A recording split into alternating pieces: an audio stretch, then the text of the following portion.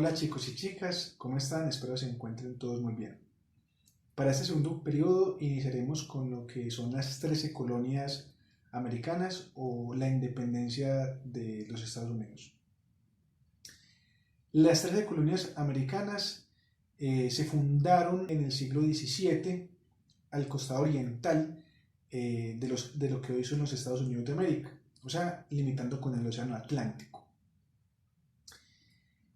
Estas colonias fueron fundadas principalmente por protestantes puritanos que venían de Inglaterra y se querían establecer en un nuevo territorio y para poder profesar su religión de manera tranquila, ya que estaban siendo perseguidos en Inglaterra.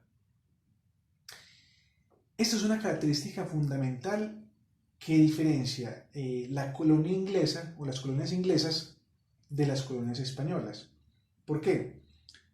España buscaba establecer un imperio y explotar los recursos primarios de América Central y América del Sur, pero también establecer su monarquía o expandir su monarquía en este continente. Por el contrario, las colonias inglesas fueron proyectos privados o individuales, ¿cierto? Proyectos independientes de habitantes ingleses que vienen de allá para acá y se establecen con sus familias, ¿cierto? O sea, estas personas que vienen desde Inglaterra, estos protestantes puritanos, vienen directamente con sus familias. Es por esto que la religión, el puritanismo, cumple un papel fundamental en el establecimiento de lo que son las colonias inglesas, debido a que sus creencias, debido a que su fuerte arraigo a la familia hace que no se lleven procesos de mestizaje con las culturas indígenas, cosa contraria que se ocurre con los españoles, que hay procesos de mestizaje entre colonos europeos con africanos y con indígenas. En cambio, con las colonias americanas, no. Bien, ese sería como un factor diferenciador muy importante que debemos de tener en cuenta eh, entre estas dos colonias o entre estas dos formas de colonización europea que se dan.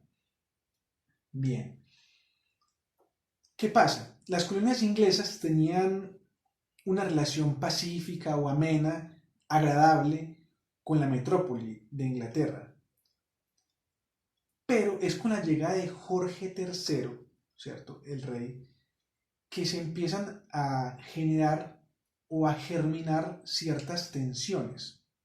¿Por qué? Resulta que Jorge III quería gobernar como un monarca absolutista, pero no era posible ya que Inglaterra era una monarquía parlamentaria.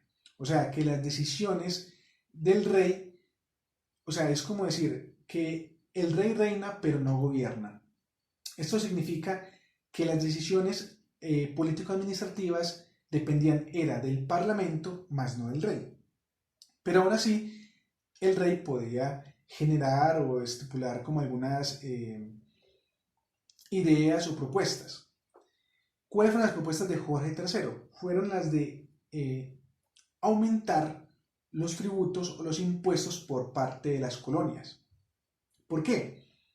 Resulta que antes de la llegada de Jorge III hubo una guerra que se conoció como la Guerra de los 7 Años, una guerra entre Francia e Inglaterra, entre múltiples naciones europeas por el territorio a nivel global, en las cuales Inglaterra salió triunfante, ¿cierto? Derrotando a Francia y expulsaron a los franceses del territorio americano, quedándose así Inglaterra con gran parte del territorio pues, americano. ¿Qué pasa? Que Inglaterra quedó con un déficit fiscal, pues tenía muchas deudas, por decirlo así, y por esto decide incrementar los impuestos a las colonias americanas. Pero los colonos se empiezan como a enojar por estas decisiones parlamentarias y del rey, de Jorge III, porque ellos dicen, nosotros tenemos cierta autonomía y ciertas libertades con respecto a la corona. Nosotros no tenemos por qué responderle a la corona, nosotros le tenemos que responder eso al Parlamento. Pero aún así, el Parlamento tampoco debe de imponernos todas estas leyes, debido a que nosotros tampoco tenemos una representación directa en el Parlamento. Esto empieza a generar ciertas tensiones que desembocan en manifestaciones por parte de los colonos. Aún así, el Parlamento hace caso omiso y empieza a imponer ciertas leyes o ciertos impuestos. El primero de ellos es el Acta del Azúcar, para el año 1764. Lo que buscaba era incrementar los impuestos, como ya lo dije, pero también se buscaba desde el Parlamento y desde la corona el monopolio sobre el intercambio comercial que se da pues en todo el territorio de las 13 colonias. También el Jorge III establece una ley de acuartelamiento para el año 1765, que lo que se buscaba era que los colonos recibieran en sus hogares a los militares ingleses. Entonces les brindaran estadía, pues dormida y comida, lo cual empieza a generar mayores molestias en estas personas. También se impuso otro impuesto que fue el impuesto del timbre, que ustedes le van a consultar, y el impuesto, o lo que se llamó el acta del té. El acta del té desemboca en lo que sería en el motín del té. Bien, a partir de todos estos elementos o factores que van generando tantas tensiones entre los colonos y la metrópolis, ellos deciden como pensar, bueno, nosotros en la guerra de los 7 años expulsamos a los franceses, así que ya no tenemos ese enemigo que nos preocupe. Nuestra población ha crecido, o sea, ya no somos un grupo minoritario de pequeños pobladores, sino que somos 2 millones de habitantes que ya componen las 13 colonias. Y por otra parte, no tenemos por qué, digámosle, depender de la metrópoli de Inglaterra o del Parlamento de Inglaterra, puesto que tenemos una independencia, o mejor dicho, una autonomía frente a nuestras formas también de establecernos en el territorio. ¿Por qué? Porque fuimos o porque somos un proyecto independiente a la corona, que ya lo había expresado antes. Es por esto que deciden hacer el primer congreso continental, en donde los representantes de las 13 colonias se reúnen y crean el ejército continental. El ejército continental se configura en vista de que todas estas tensiones dieron paso a el deseo de buscar la independencia de las 13 colonias. Esto lo que hace es conformar diferentes batallas que al final se convierte en una guerra durante 8 años. Luego deciden realizar el segundo Congreso Continental, en donde se firma el Acta de Independencia el 4 de julio de 1776.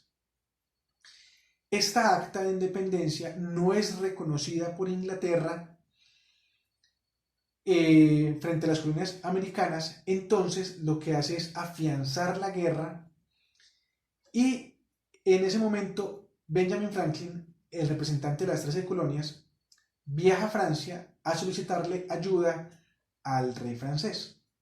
Le pide ayuda al rey de Francia con respecto a esta guerra, y digámoslo en estos términos, él se demora un periodo de 2 años para decidir ingresar a la guerra. Finalmente decide participar de la guerra, ayudar a las colonias americanas, y a esto se le suma España. Ya Inglaterra se ve, digamos, amenazada por esas tres potencias europeas y deciden firmar con los representantes de las 13 colonias el Tratado de París en el año de 1783. En este Tratado de París ya se le reconoce ahora sí la independencia de las 13 colonias y surge una nueva nación, puesto que digamos ya se establece una bandera, que son las 13 primeras estrellitas que encontramos en la bandera de Estados Unidos, tienen una constitución y se crean las 10 enmiendas, surgiendo así lo que hoy conocemos como los Estados Unidos, ¿cierto? Ya posteriormente a esto van a haber un expansionismo por parte de los Estados Unidos que lo estaremos viendo en clases posteriores. Bueno, muchachos, esto es como un pequeño resumen o síntesis de lo que es las 13 colonias o la independencia de los Estados Unidos. Ya lo que deben de hacer es resolver el taller para que empecemos a aclarar dudas o a reforzar los conocimientos. No siendo más, espero vernos pronto. Hasta luego.